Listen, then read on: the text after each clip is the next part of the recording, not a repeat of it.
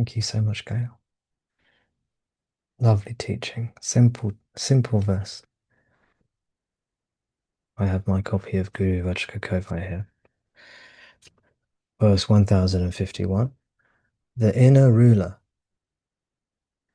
who within each living being lives unknown, uses each body as his own, and tireless moves it. He is the immortal self.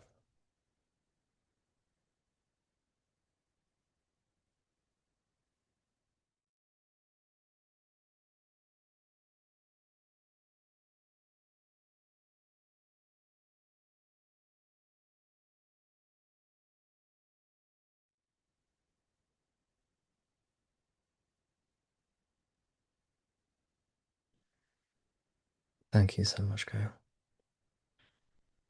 Does anyone else have any questions about this verse or anything? Anyone have any questions about anything?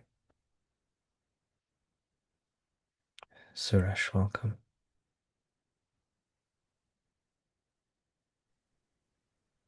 Thank you, Tom. So the question is,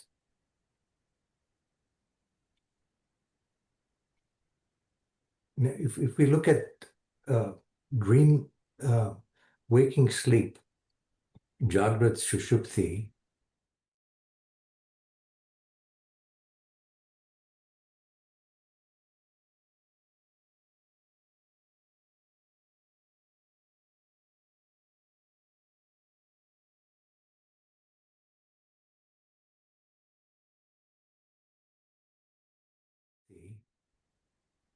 then there isn't really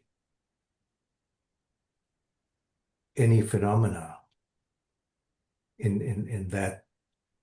And so here we're talking about, and the Gita also has verses where Krishna says, I'm the inner ruler, I manifest all of this. But so that's from the perspective of superimposition, because if we look at deep sleep as the model for awakening, then there's no body-mind world in deep sleep. And then when we talk about Jagrat Sushupti, waking sleep, waking deep sleep, what we're really saying is there's no superimposition there either. So, I used to think about Jagrat Sushupti from the perspective of body-mind, but really it's Jagrat Sushupti is saying only self is. And deep sleep is also saying only self is. That's right. So, and neither of them are even admitting of a superimposition. That's right. So Very, I'd love very your good. comments on that, because even in the Gita, they talk about Mm, I'm the inner ruler, Krishna says that. So it's of in many course. texts. Thank you, Suresh. Yes, we see this throughout the Vedanta scriptures. And we see it in this beautiful verse, wonderful verse that Gail has chosen and read to us. We see God revealing himself or herself or itself as something in relation to the body. So again, we see this throughout the Advaita scriptures, Upanishads and Bhagavad Gita, the stories, the Puranas, Yoga Vashista. We see these we see it in Bhagavan's teachings, Ramana's teachings. We see a revelation that God or the self is something in relation to the body. For example, sometimes it is revealed in these scriptures that the self is within the body, deep within the body. Here, in this verse, it is revealed that the self is the animator of the body. It says, the inner ruler who within each living being lives unknown and uses each body as his own, and ceaseless, tireless moves it. He is the immortal self.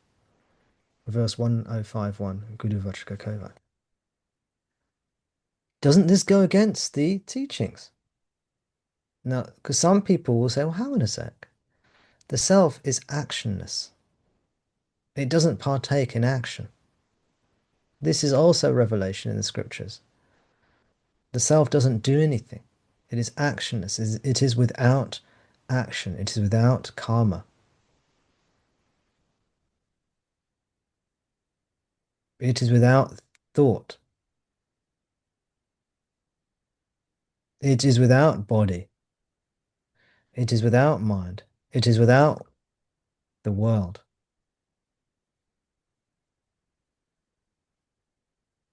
It is without ignorance. It is without Maya. It is without superimposition, as you said, Suresh.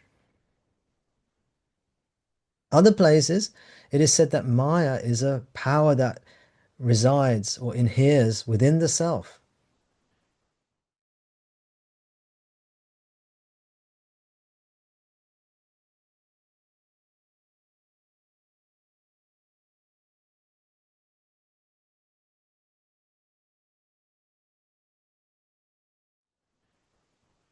That ignorance is a power in the self.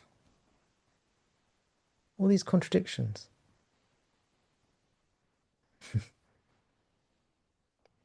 One place it says the self is within the body, inside the body. Other place it says the body is within the self. And yet, other places it says in the script, these are all in the Upanishads, you'll see these verses. In Shankara's writings, in the Upanishads, in Bhagavan's teachings, you'll see this. Other places it says there is no relationship between the body and the self. And then other places it goes one step further than saying there's no relationship between the two. It says there is no body in this. There is no body in the self. It's not just that there's no relationship between the body and the self, as if they're two things that are unrelated. But there is no body at all. There is no superimposition.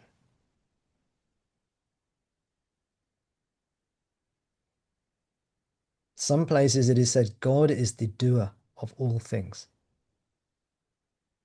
All things happen by God alone, God's will, God's power, God's Shakti. Shakti means power or force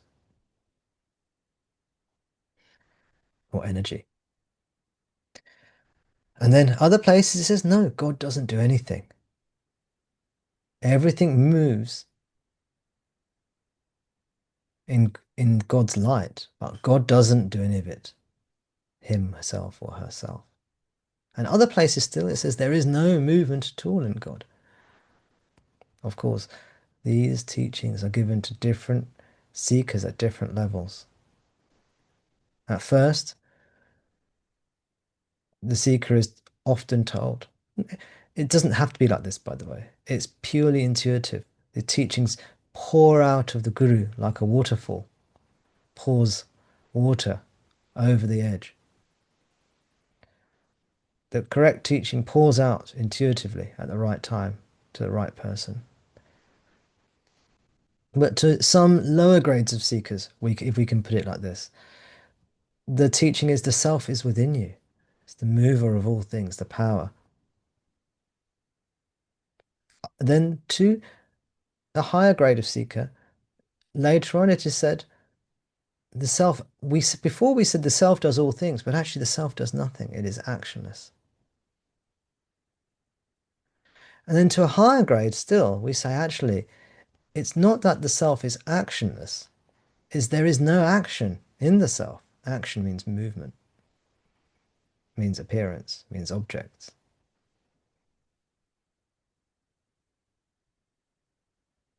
To a lower grade seeker, we say the self is within you. Look within. Meditate on the I am within your body. To a middle grade seeker, we say actually the body is within the self. The body is the conscious. That's the body is within the consciousness that you are. You are the consciousness. The body is that which arises within you as you. It is a manifestation of consciousness, like the movie and the screen. And to the highest grade seeker, the rare seeker, it is said that actually the body doesn't even arise. It never came about.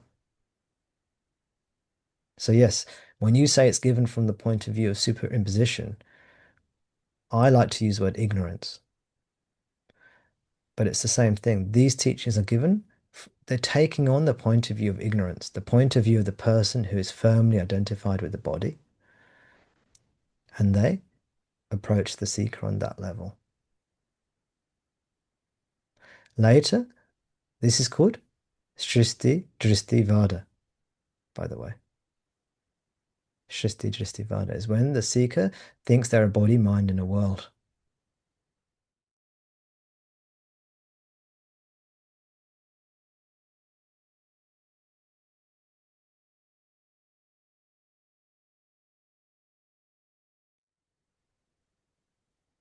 And then later, we take the view of my primary identity is consciousness, in which all things arise and fall, come and go. This is called Drishti-Srishti-Vada.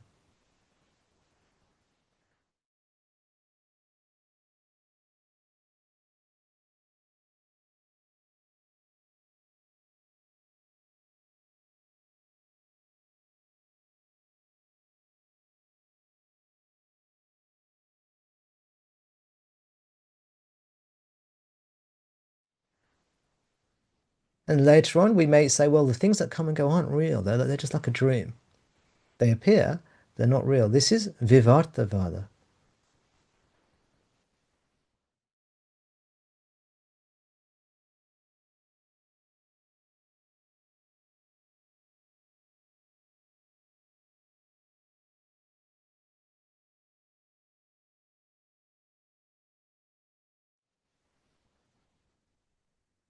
And then last of all, we say, actually, none of these things ever occurred, not even as an appearance. There never was a body, a mind, a world. Nothing ever happened. There is just that.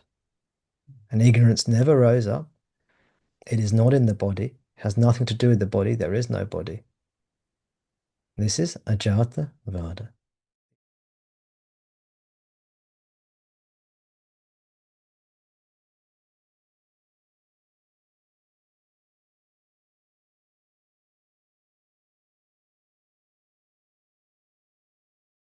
Vada.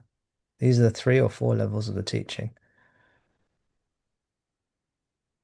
There's a very famous verse in the Bhagavad Gita where Krishna says,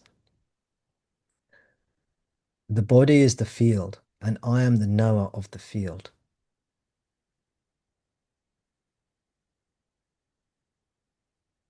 I am that which knows the body. I am the knower of the field. I am that which knows the body, and by extension, the mind, the senses, and the sense perceptions. You see, this is all phenomena. Krishna says, I am the knower of the field. I'm the knower of the body. The body is the field. I'm the knower of the field, and I am the knower of all fields. I'm the knower of all bodies, Krishna says. He reveals himself. Well, Bhagavan Ramana in Guru Vachakakovai, I think in one of the earlier verses, he says, even this is not true. He says, truthfully, we're not even the knower of the field, because the field itself is unreal, is not real. So how can we say we're the knower of something unreal? How can we say God is the mover of the world if there is no world? So, whilst we consider ourselves to be body mind, There is one teaching that spontaneously rises. Whilst we consider ourselves to be awareness or consciousness, in which all things rise, there's a slightly different teaching. And then for the rare few who can accept Ajata, we don't even accept that. The beauty of Bhagavan's teachings is self-inquiry works in any of these three Vadas. It doesn't matter if you think the self, if you think you are the body and the self is inside you, and you've never heard the higher teachings, never heard them before. You never heard about awareness and everything arising within awareness, or you've never heard about Ajata and nothing ever happened. All you know is that you're a body mind and the self is within you as I am. And you do self-inquiry, you will realize the self without any philosophical knowledge whatsoever. Which happened to somebody. That's happened to Bhagavan Ramana. He Right. wasn't going around thinking I am the knower of the field or I am consciousness. He was in a Srishti-Drishti-Vada view. He thought he was a body mind living in a world. And he paid attention to the I am and discovered himself.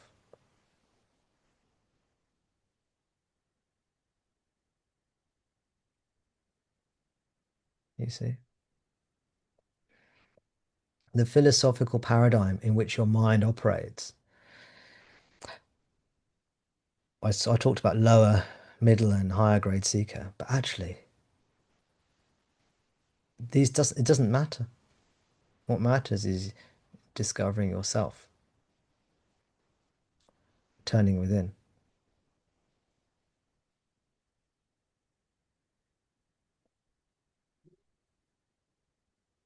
However you conceive of it, whether you conceive of the self as being the doer of actions or the non-doer,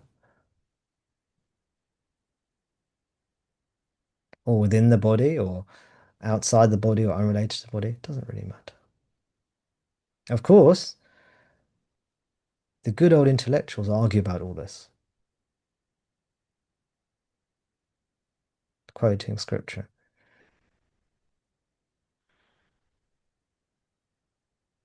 And each of them will find quotes to back up their own view. You know, there's a whole group of people who argue about whether or not Maya or ignorance is a real power in the absolute, in Brahman or Atman, or whether it is not a real power. I'm not joking. This is an argument that's been going on for some centuries in the Vedanta world. It's called the argument over Mula Vidya. Mula Vidya. There's some people, Mula Vidyan, who believe that ignorance is an actual power, and then some that say no, it is not an actual power because it is ignorance itself isn't real. Because there are some scriptures that say ignorance is a power that rises in the self, just like in Who Am I? Bhagavan says ignorance is a power that arises in the self. Or let's read what he says. I can find it. Hmm. Who am I? Question 8. What is the nature of the mind? Answer. What is called mind is a wondrous power residing in the self. It causes all thoughts to arise. Um, so Bhagavan here is saying mind is a wondrous power residing in the self, right? Mind means ignorance or ego. So many people have read this and thought, Bhagavan Ramana, he's a Mula Vidyan. He doesn't understand the teaching. He thinks that ignorance is real. He doesn't realize ignorance itself is unreal. How do we know this? Because they quote the scripture. They quote, Who am I? They quote this phrase. They say, look, he thinks that there's a real power called avidya, or the mind. How do we know? Because he says the mind is his wondrous power residing in the self. And they would argue the mind is not real. It never came to be, you see, which is the higher teaching. Not realizing that Bhagavan gave different teachings at different levels. at different times in different places, depending on the context, what suited the seeker. And then there's another huge argument that's happened since Shankara's time about where does what is it? I can't remember exactly how it's placed. What is the locus of ignorance or something like this? Where does ignorance arise from? Does it arise from the self or does it arise from somewhere else? There are all these different arguments that go on in Vedanta. That some of them have been going on for centuries. And the intellectuals argue about this stuff because they do not have jnana themselves. They only have the words.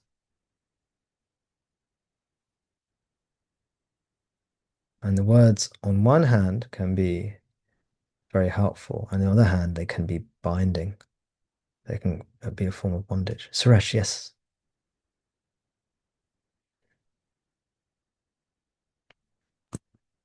So I wanted to read the verse that sort of triggered this. Is also from Guru Vachaka Kobai, and it sort of aligns with our discussion. Would it be okay to read that? Of course, of course. It's um,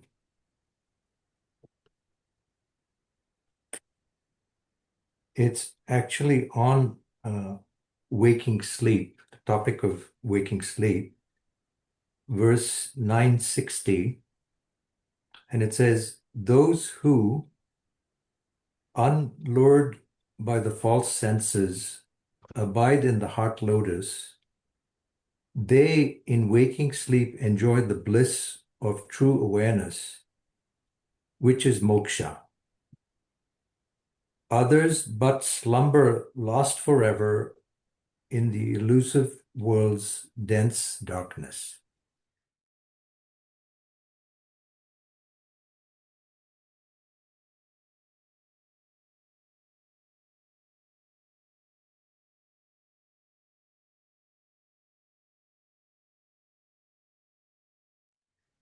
And there's a commentary, a italicized commentary uh, pertaining to a previous verse, but that complements this, that says, "Unbroken self-inquiry leads to deep sleep in the waking state.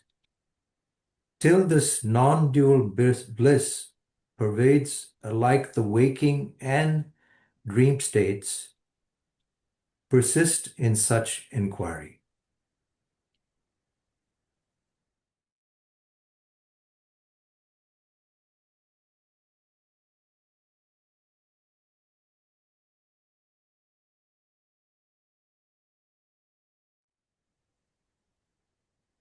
Yes. And which verse is this again, please? So 960 is the verse on waking sleep, and the commentary is attached to verse 958. Mm.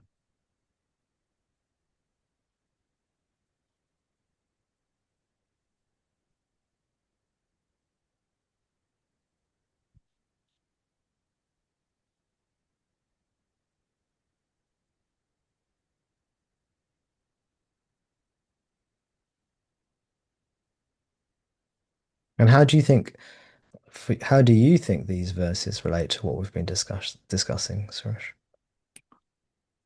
Well, it was very helpful to have these different perspectives explained. It sort of clarified some of the uh, different perspectives that you get in the Upanishads and the Gita.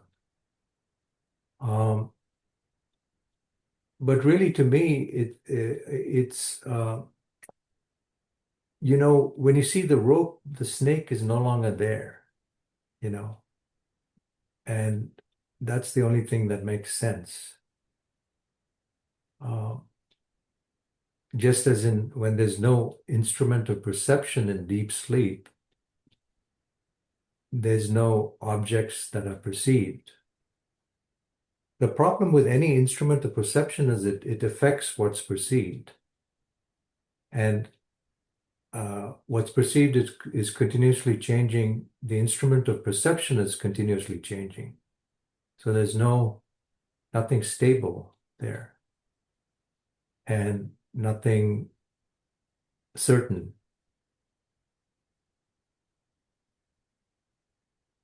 Correct. Yeah.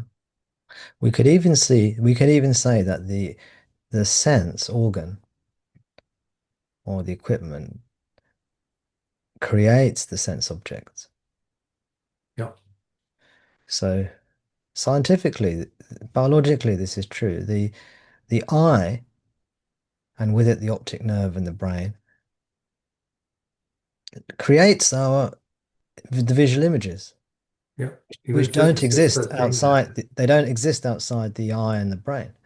right? Mm. And I think But latest research one in, thing, can I challenge you on one thing? yeah, So there are different versions of liberation. If we take our three basic paradigms, the materialist paradigm, which believes that matter is primary, what we call Srishti-Drishti-Vada, the idealist paradigm, which believes that consciousness is primary and everything is an arising in consciousness, which we call Drishti-Srishti-Vada, and the non-dual paradigm, which we say only that exists, which is without qualities, without gunas, nirguna. And gunas or qualities or phenomena have never risen at all. That's Ajati-vada. Okay. In each of these three broad categories, there are many subcategories within each, which we don't need to get into unless you really want to. There are different versions of what liberation looks like.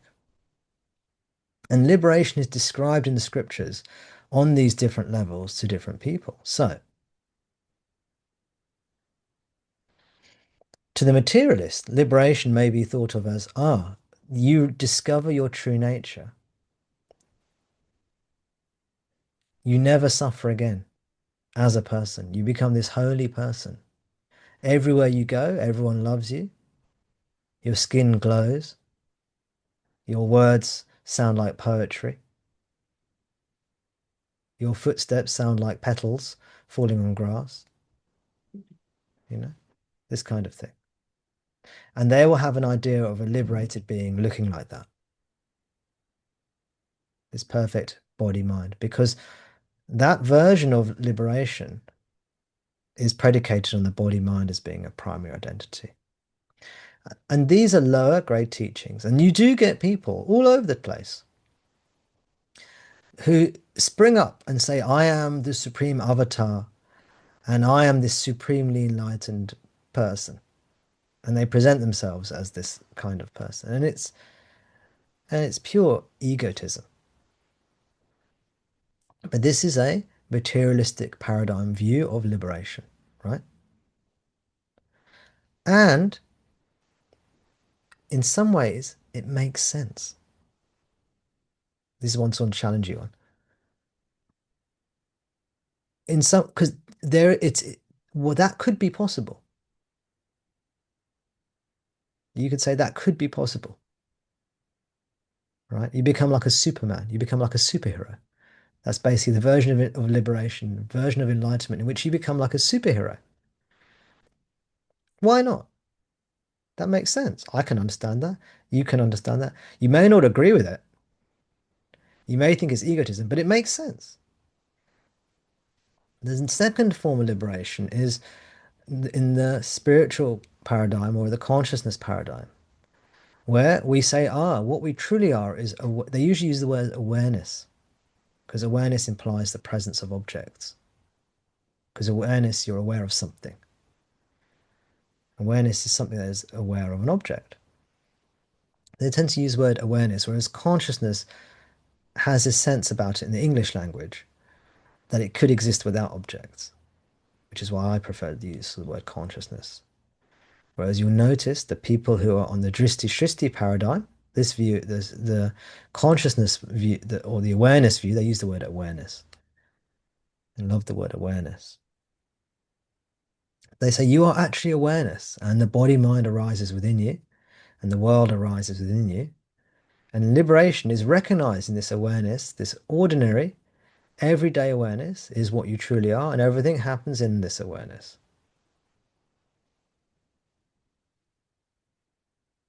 And in liberation, the body, mind, world continue, they kind of flow. And you, as awareness, are untouched by it. Or they may take away the awareness. They may just say everything just happens by itself with no one doing it. Of course, you're aware of it, but they don't like, some people don't like to use the word awareness, and they end up having to use very strange ways of speaking in the English language. They'll say things like, things are happening for no one. And then when you say, what is your experience? They'll say, there's no me. But over here, what is experienced is such and such, such. This is what they'll say. Instead of saying, I experienced something, they'll say, over here, I've heard this before. They say, there's no one here. There's no one, there's no I. But over here, what is experienced is such and such and such. Yeah. And that is a possible view of liberation. Why not? Why not? That makes sense. That makes sense. Now, there are holes in it. There are problems with it, which is why you say it doesn't make sense, Suraj, I'm sure. I mean, there are several holes with both of these. Um,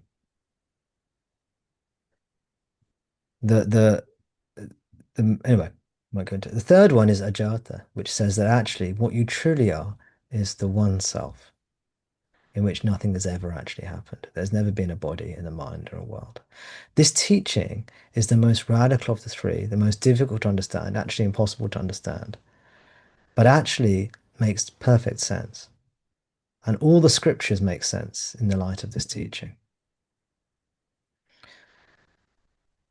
But I just want to put it to you, Suresh, that from an intellectual point of view, all these three models make sense. Any of them could theoretically be true. Well, the two models other than Ajata are based in time and experiences in time. And therefore, whenever there's experiences, there has to be coming and going, like Bhagwan Ramana would say, "Poit varin," coming and going.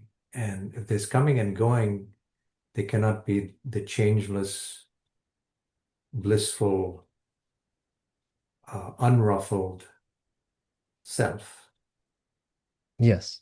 Uh, But from the Srishti-Drishti viewpoint, yeah. there doesn't have to be an unruffled self because I'm the Superman. Yeah, well, that's kind of a little ridiculous. And the But Superman why? who Why is it ridiculous? It could eventually be true. dies, It could be well, true. the body eventually goes back to the five elements if you admit of the five elements. So Yeah, it's but again then in I time, very elevate and go to limited. heaven afterwards as a supreme being that you can worship in, forever after. You see, there's always something you can do to make sense of it.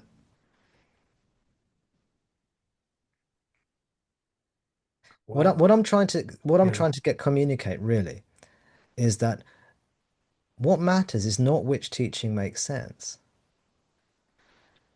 Because all of these teachings can make sense and you can come up with explanations for any rebuttal you put. I'll be able to come up with some, or I'll be able to come up with a rebuttal of my own to justify my belief. Okay. What really makes, it doesn't matter which makes logical sense to the mind. What matters is what is true. And Bhagwan Raman has given us a method by which we can discover the truth. Just because something logically makes sense doesn't mean it is true. There are plenty of theories in science, in philosophy, in religion that make sense logically, that are logically coherent, but are not true. We must not mistake these two things. And often the truth isn't necessarily logically coherent. And a good example of that is quantum theory, which is the most accurate scientific theory we have to date by a long way. And it doesn't really make intuitive sense. But experimentally, so far at least, it's true. So just because I just want to challenge that. And the reason I'm doing that is because it's helpful to you. It will be helpful to you to challenge that. Otherwise, I wouldn't. So that's why I'm sharing this with you, Suresh. Right. Somehow I have a deep conviction that anything that can be conceived or perceived cannot be permanent and therefore is not real, you know, and therefore what is real cannot be conceived or perceived. So the last two theories, the Drishti-Srishti model and the Ajata model, both accept that.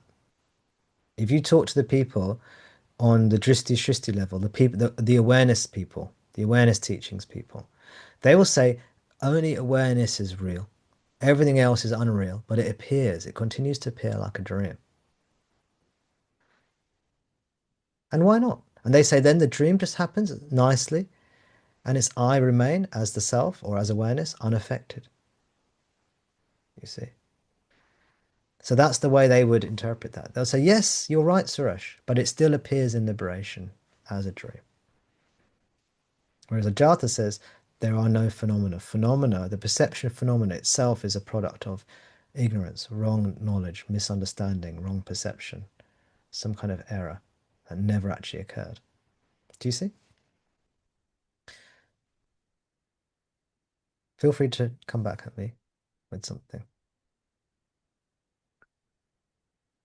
I have almost the reverse uh, uh, of most people, which is logically, Ajata makes the most sense because anything, again, as I said, an instrument of perception affects what's perceived.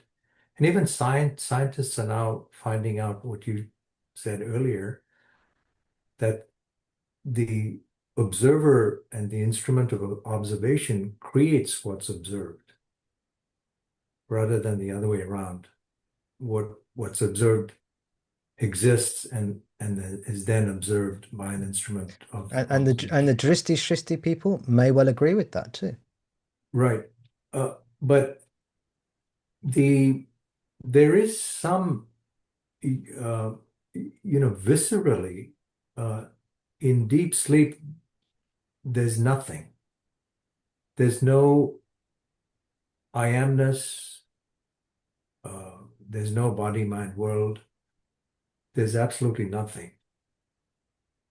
Uh, and so in Jagrat Sushupti, that should still be the case,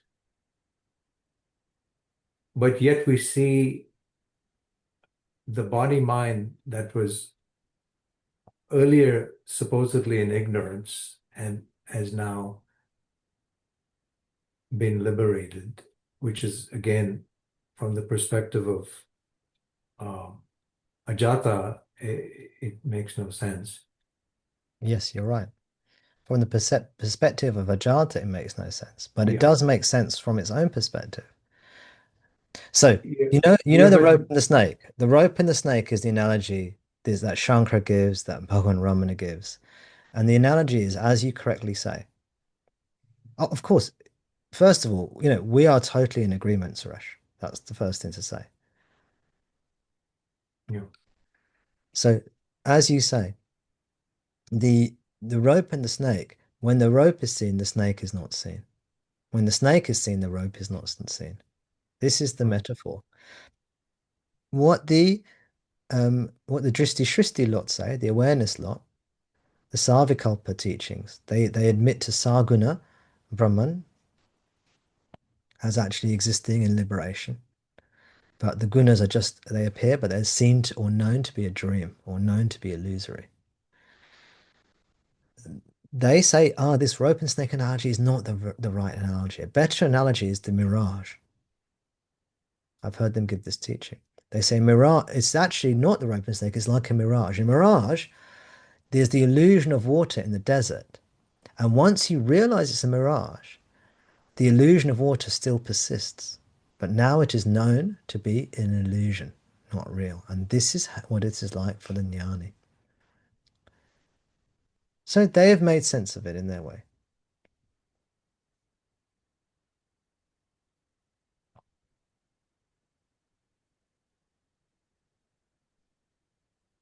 Now there are actually lots of problems with that teaching. In the Upanishads, it says when you know the self, you know that which, but you know that by which everything is known, right? But which means that you know awareness or consciousness. But then it also says you know everything. You are all knowing. You know everything. When you know the self, you know everything that can be known. The Upanishads proclaim. So one problem with the Vedantins, because they acknowledge um, because of these Drishti-Srishti Vedantins, these Saguna, Savikalpa Vedantins, they acknowledge the truth of the Vedanta scriptures of the Upanishads. They acknowledge the Upanishads as an authority. So they're in a problem because if when you attain self-realization, you know everything that is to be known, that means they should know all the sciences, all the languages, all the histories of the world, all the physics. They should know everything when they attain liberation. Because the Upanishads say that in liberation you become all-knowing. You know everything that can be known. How can this be? The only way it can be is with Ajati-vada. Otherwise, the scriptures are wrong. Now, if you're not a Vedantin, it doesn't matter. You don't care if the scriptures are wrong. But if you are a Vedantin, then it becomes a problem. And that's one problem. Another problem is if the body-mind world continues in liberation, why does one person see one body and another person see another body? So Tom Das sees Tom's body and Suresh sees Suresh's body and so on and so on. Why does everyone have a different experience? How can that be? If there's only one self, and how come there seems to be two selves here. You've got your experience, I've got my experience.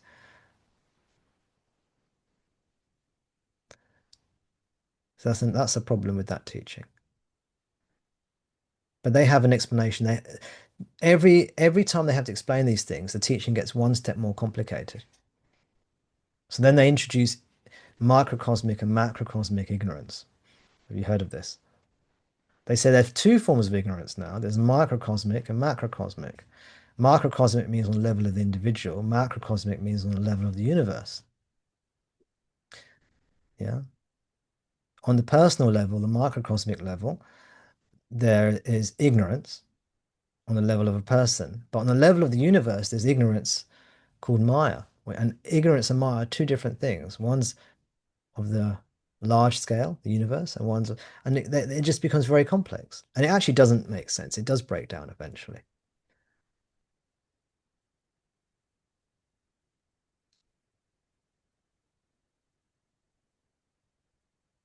The other problem is that how can you, if we are awareness that is aware of body, mind, world in liberation, then how do we know there's only one awareness?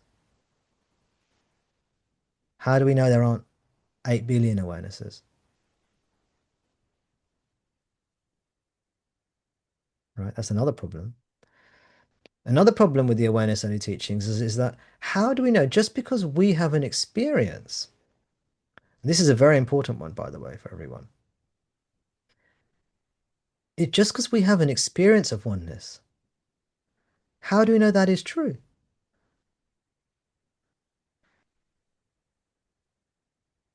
For example, human beings have lots of experiences, but doesn't mean they're all true.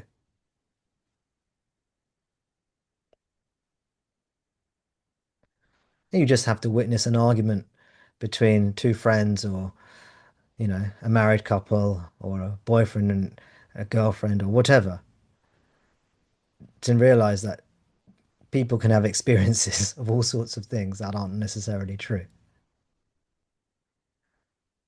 you know. You said this, I never said this. I heard you, I didn't. You see? So if I have an experience of oneness and I have an experience that I am awareness in which all things arise, doesn't mean that's the nature of the fabric of reality, does it? That's just I had an experience of something that was quite maybe profound to me, but that doesn't mean that I'm now immortal, that I am the changeless, undying self. How to know you're actually undying and immortal and survive the body or there before the body? You can't know that while the body is there. If the body's there, there's always going to be a doubt. Maybe what I truly am is the body, and consciousness is something that arises from the body. Yeah. Do you see? These teachings I'm giving will be very powerful for some people. They're very rarely discussed. In fact, I haven't seen any of these things discussed by anyone else. Maybe they are being discussed and I'm just not aware of it. You can let me know. But Ajata, only through Ajata do we learn that what we really are is consciousness. That is there before the body, during the body, and after the body. Or in truth, then the body has never arisen.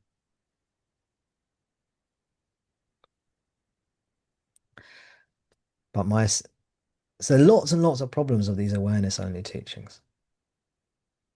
And the primary problem is that people mistake their own experience for truth. And we cannot mistake, and that is a mistake to make. Just because we've experienced something doesn't mean it is true. This is why science depends on not just one experiment going right, but repeating that experiment and then looking ways to try and disprove it, to verify it.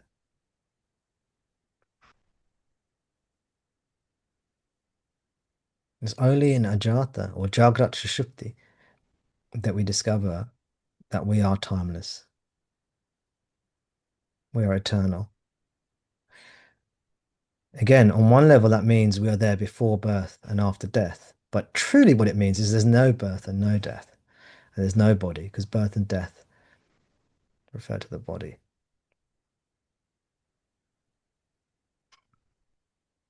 So, this is an argument about whether there is Saguna Brahman in liberation. Saguna Brahman means Brahman with objects arising. Or is liberation only Nirguna only? And the Upanishads give us all different teachings. Some places they say it's Saguna, other places they say it's Nirguna. If you're intelligent, if you're discerning, that alone will tell you the truth is Nirguna. Yeah. And Saguna must be for the lower teachings. It can't be the other way around, right? So if you're a discerning reader and you think about the teachings, you realize, oh, they can't both be true. Only one of them must be the truth, and one of them must be the lower truth.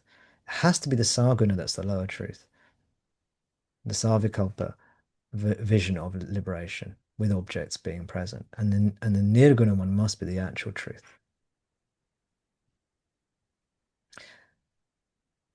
But the mind is a very tricky animal. The mind will say, no, no, no, the Nirguna one is like, they're just saying that in certain circumstances. And the Saguna one is the truth. The one with objects is true.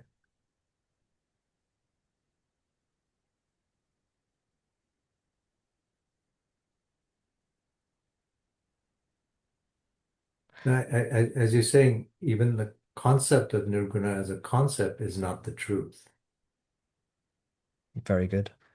So, Even Jagrat Sushupti, the phrase Jagrat Sushupti is using the waking state and the sleep state, both of which are ignorance, to describe the reality. right, right.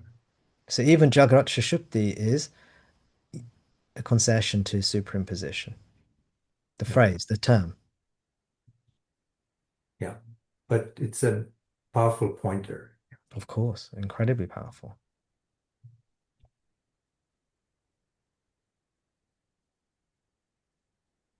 The other thing is that how can we explain that bad things happen in the world, like terrible things, unless Ajata is true? Yeah, Ajata says they never happened, which is the truth. Whereas if you do not accept Ajata, then you have to accept that there's some crazy stuff going on in God's mind,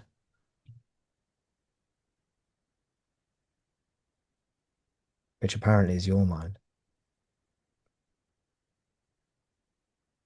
Well, that's another point. The other thing is that if the awareness teachings are true, where in liberation everything continues to appear, then who's deciding what appears?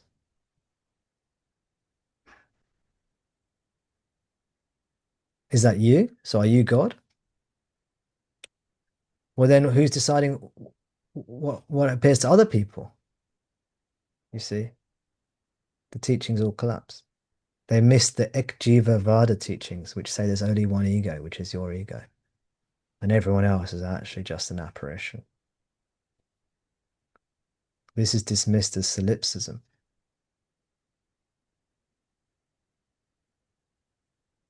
But solipsism is the philosophy that there is only your mind, whereas Ajata says even that is not true. That mind itself never appeared. yeah.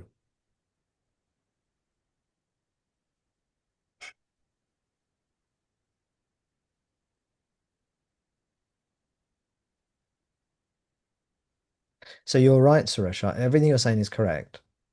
But I just wanted to point out that just because it makes sense logically doesn't mean it's true. The mind can be a trap for us. Right. I appreciate you listening to me. Thank you, Suresh. Thank you. Thank you, Tom. I appreciate it so much. Thank you.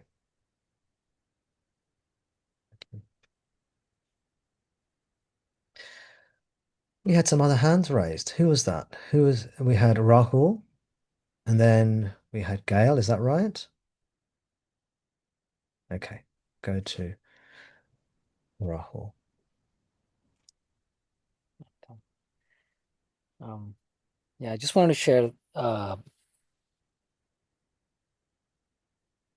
Thank you for this discussion because, and thank you for challenging the perspectives. Just from full honesty, what we've explored in our one-on-ones as well around this notion of you are the self and nothing that's happening in the world affects you. That notion, that belief, that idea is something I'm holding and I'm realizing now through the Drishti-Srishti-Vada lens. That's Um, right. yeah, And it's helpful to you, correct? it is very helpful to me. Very Yes. helpful to me. Yes. And I, Very, I want to interject that yes. this is the paradigm that Bhagavan Ramana said was most helpful to most people. The Drishti-Srishti-Vada paradigm.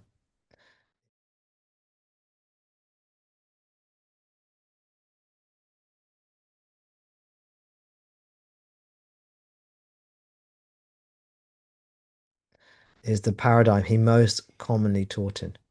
He did teach in the other two as well.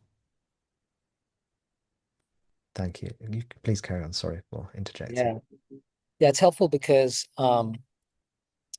my perspective is that through this, as long as this mind is still seeking, the Ajata-vada perspective seems too far-fetched. Exactly.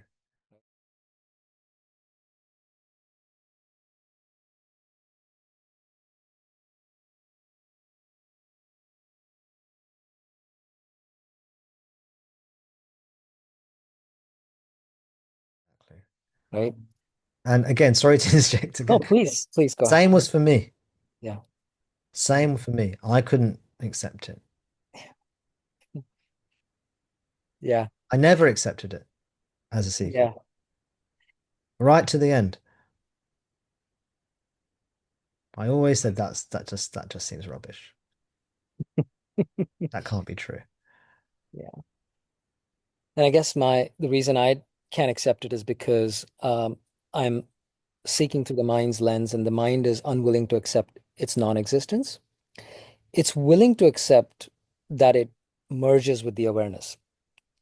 It merges with and stops, quote unquote, becoming separate as a entity that is suffering. And that's the logic that is helping me turn inwards, helping my mind turn inwards. If I am the mind, let's talk at it from that lens. Rahul is willing to do more self-inquiry because there's this um, hope, this belief that ultimately, when I discover the self, um, I will stop suffering, the mind will stop suffering, and I'll merge with that consciousness that exists.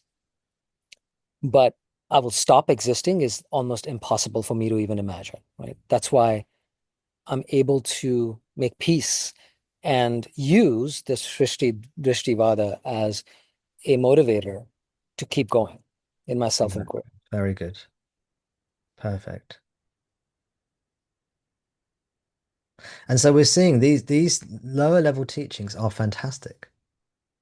The problem is if the teacher doesn't understand that they're lower level and they think that's the absolute truth, and then it creates a limitation. Yes. Yes. I was just going to share that, which is what this discussion helps is in understanding the journey and when to stop. I think that's where I can see the Yes. tremendous amount of value because in the Srishti-Drishti-Vada, thoughts continue to exist. I Right. separate myself from the thoughts. That's it. Very good. And as long as thoughts continue to exist, this world continues to exist, and I'm separate from that. But that's where I might end up stopping my seeking That's it. because I'm like, you know what? This is a great experience. I'm feeling this bliss of oneness with everyone. That's it. Life is going on, and I'm fine. I'm fine here. But I That's think it. you're saying don't stop there. But yeah, Exactly. And then you start to dismiss Bhagawan's teachings because Bhagawan goes on, he bangs on about stopping thoughts, stilling the mind. yes. Yeah. And then the Dristi-Srishti brigade, for want of a better term, I've got to come up with better terms because I don't like using the Sanskrit words too much. I think it just confuses people sometimes. But the awareness teachings, the Sarvikalpa lot, they say, oh, Ramana, he was, that is just for preparation for liberation. That stilling of the mind is not for liberation, it's to prepare you to understand what we have understood. So you've done that already. You don't need to do that now. You don't need to still the mind. Or they'll say he was a mystic, he was a yogi, he was on the wrong path. Liberation is just seeing that you are not that which arises, you are that which knows. There's no need to still the mind. There's no need to turn within. There's no need to do self-inquiry. Bhagwan was basically mistaken in his formulation. There's a better way now. There's a newer way. There's a more modern way. That was the old way. Now we've got this new, faster way, better way. You see, these sorts of things, criticisms occur, and we see that. We see that people either relegate the stilling the mind to as being a preparatory teaching, or they say, "Oh, Bhagavan did the well. He was an old school way, not for the West, not for us brainy, clever, intelligent people. Well, we've got a new way now. You know, we don't walk. We catch the train or we go by plane. We're much quicker. Technological advancement." Not realizing that the Upanishads were the most and remain the most advanced technology in these matters. Still, they found the most direct way. And Bhagavan found the most direct way. He's sharing it with us out of compassion. But yes, if body, mind, world continue to appear, there's no need to stop thought. There's no need to turn within. There's no need to do self-inquiry ever. All you have to say is, oh, I'm not that body, mind, and world. I'm not that which arises, I'm that which sees. Da-da, done. And that is the teaching of most of the Vedanta teachers. That is it. You look at the famous Vedanta teachers, they're almost always just saying that. They're saying to accept that truth, you might need to prepare the mind by quieting it. But that's it. Whereas Bhagwan's teachers say, carry on, go further. As do all the true teachings. Because that teaching alone, the Savikalpa teaching alone, doesn't end suffering. And we know it. We know it deep down. We know. I would say. Appeal to your intuition.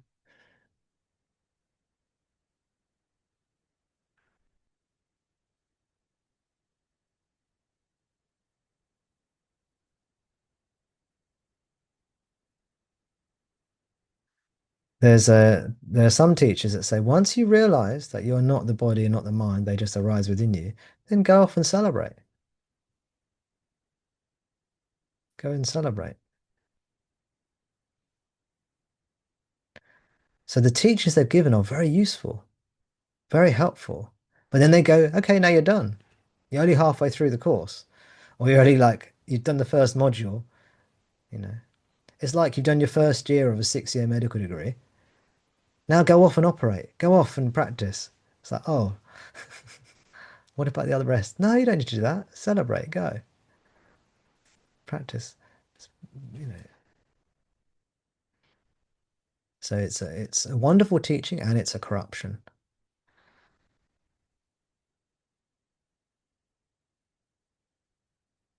What do you think, Rahul? Yeah. No, I think the one thing I might add is some teachers that I've personally met describe it as a blissful experience to merge with consciousness. And they describe it as a never-ending blissful experience. Mm. And it's enlightening to know that they're not sharing the whole truth, and that it's impossible to be in that blissful experience forever, as until thoughts are present, until this world is present. I missed it. I didn't understand the last sentence. It's impossible to be in that blissful state forever Forever until thoughts are present. As long as thoughts are as long present. as that's Sorry, it. yeah, not until, but as long as the world is present, or as long as thoughts are present. Yeah. Mm. And these teachers never talk about the unreality of this world, that this does not exist. Because one, it's hard to communicate. It's almost Yeah. I'm always impressed by how you even communicate this, by the way, to people. Like how do you even Really? know that? Because it's impossible to convince somebody who is identified with the body mind to say that there is no body mind. It's just logically does not make sense, but yet you somehow managed to. I don't know. I'm just impressed at that. Well, I'm always impressed that anybody resonates with this teaching. It's almost like every time I turn on Zoom, it's like, oh, some people are still here. They still want to hear this. I'm not really. I'm not really because I know Bhagwan's were at work in all of us. I mean, I wouldn't come along to this meeting. I don't think, you know, because I would I'm have think, oh, deeply grateful. Thank you. Thank you. That's all I wanted to say. Deeply grateful for sharing the thank you, real truth. thank you, Rahul. Oh, Rahul, before you go, so some teachers don't share the Ajata side. There are two reasons for that. There are two potential reasons for that, aren't there? One is they know the truth, but they're not sharing it in words, right? Mm, And the other mm, one is they don't know the truth. mm. They're the two basic True. um, reasons why a spiritual teacher wouldn't share this. And both are possible. But if you listen carefully, based on what you said about stopping early, because the advantage of knowing the Ajata teachings is to know when to stop or when not to stop. isn't it? Yes. You've pinpointed that very nicely. If you listen to the teachers and you hear which ones tell you to stop and which ones don't tell you to stop, you'll know which one it is, won't you? Mm, yeah. Yeah. Yeah. The ones who say, keep on going, dig deeper, keep on going quiet, keep on being quiet, still the mind, go within, go within. Oh, you've had a great experience? Go deeper, go deeper. You're now good? You now understand? Go deeper, go deeper, still go deeper. You think you got it? Go deeper. I heard a story about Nisargam Datta Maharaj, which I shared a few weeks ago, which was that he felt like he had a great realization at one point before he fully realized the self. And he started writing all these poems about how wonderful the oneness was and how it was all these objects and the world and everything was wonderful. And his guru basically told him to stop all this nonsense. To stop writing all this poetry, all this nonsense. Get back to practice. And because he had great faith in his guru, he listened. You see, so you can see if you, even without realization, now you have got another tool for discernment to discern a true teacher. What do they encourage you to do? Do they keep on encouraging you to go back to the I am? Or do they come to a point and say, that's it, you're done. You're fully baked, you're fully cooked now. And now enjoy, go off and enjoy, for example. Or there's nothing else you need to do. Your sadhana is finished, you see, before it has. Or they keep asking you to continue to purify your mind, purify your mind. Keep doing this, now try that to purify your mind. That's the other signal that, Tell me about that, please. yeah, it's, usually the yogic teachers that keep having you practice more on just, I don't, and again, there's nothing wrong with that, but it's more No, no. focused on the approaches of making this life better, essentially. Make your pain go away. Um, Yes. do this activity, do that activity. Are you talking about after liberation or No, before? uh, they're As a seeker. as a seeker. Yes. So what are they doing? They're encouraging you to, what are they encouraging you to do exactly? Yeah, purifying your mind. For what? The entire- Purifying your mind so that you can actually realize the self. And so the entire focus is on the purification Ah, methods, but yes, yes. it's a never ending, Yes. It doesn't, because the because purifying the fundamental, mind is fantastic as long as it ends in self-inquiry. or as long as there's a recognition that ultimately the mind cannot get purified. And I think that's the difference here, which is the purification of mind fundamentally presumes that the mind can be purified. And Ah, it's okay, not just interesting. purification so that you can ultimately go beyond the mind. It's somehow these teachings don't end because they are constantly in this belief that the mind will ultimately get it. I understand I now. think that's the Okay, difference I've noticed with you is that, you know, I you see. discourage. Yeah. Okay. I'll like to give you a bit of a clarification on that then. That might be helpful to you. This is a very useful discussion, I think, for many seekers and many seekers wider than this group. So I'd love it if someone could make a video of these teachings because I think many people here already know all this stuff or don't need to know it. Maybe many people here are listening and it's not that relevant to them because they already have faith in Bhagavan and his teachings. And whether there's but what we're giving here is logical reasons for why Bhagavan's teachings are so good. Um, so the mind can be purified. Rahul was saying the mind cannot be purified, but I understand what he's saying now. There are a whole load of teachings which are based on the primary identity, I am the body mind. I am the body mind. I can purify my mind as a body mind entity and thereby achieve liberation as a body mind entity. Does that make sense? This is this is the kind of view of many yogic schools. It is not the true yoga, but this is what yoga has become. And we're only talking about yogas that are even trying to attain liberation, you know. So this is actually a Srishti-Drishti model of liberation where you become a Superman. This is what many yogic schools nowadays teach. It is not what the true yoga is. It is not what the original yogic scriptures were trying to teach, in my opinion. But this is how it's been interpreted and misinterpreted. So you, through yoga, you think you're a body mind entity. You think if you do certain practices long enough, you will then attain liberation as a body mind. And this is basically you become kind of some kind of Superman, Superwoman, superhero.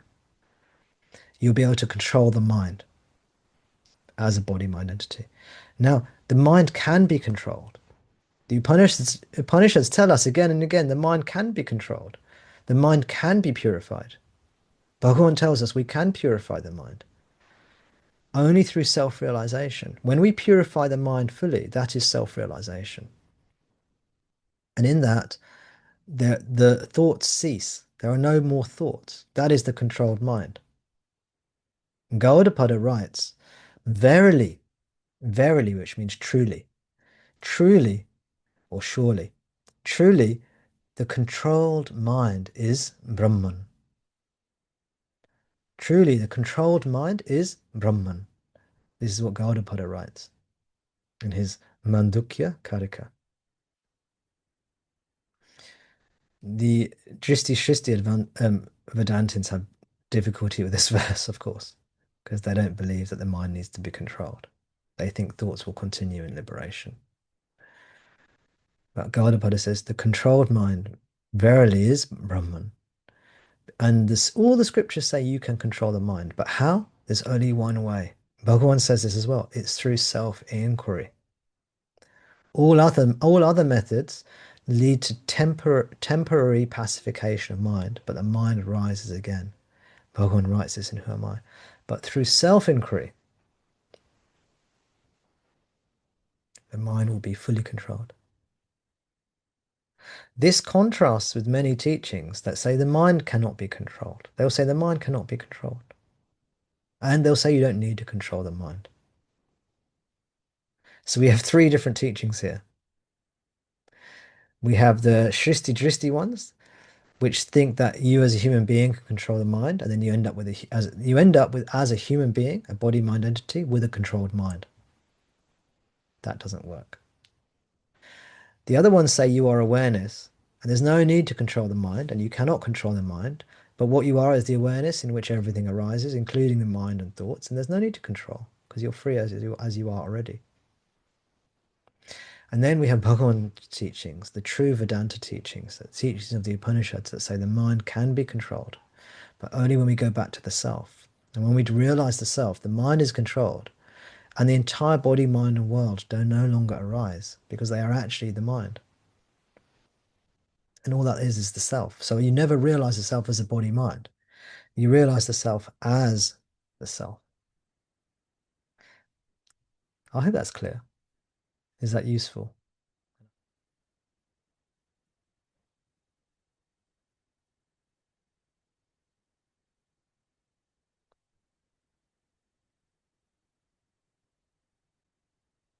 Any questions about this? Any feedback about this? Or maybe this is just a bit of theoretical talk. Be still. Know yourself. That is the summation, the summary, the gist, the essence of the teaching. Be still. Know yourself. Bhagavan is here, guiding you, guiding us all. I can't do any of this only because of him. I can even say anything like this. All praise to Bhagavan. Thank you, everyone. Thank you.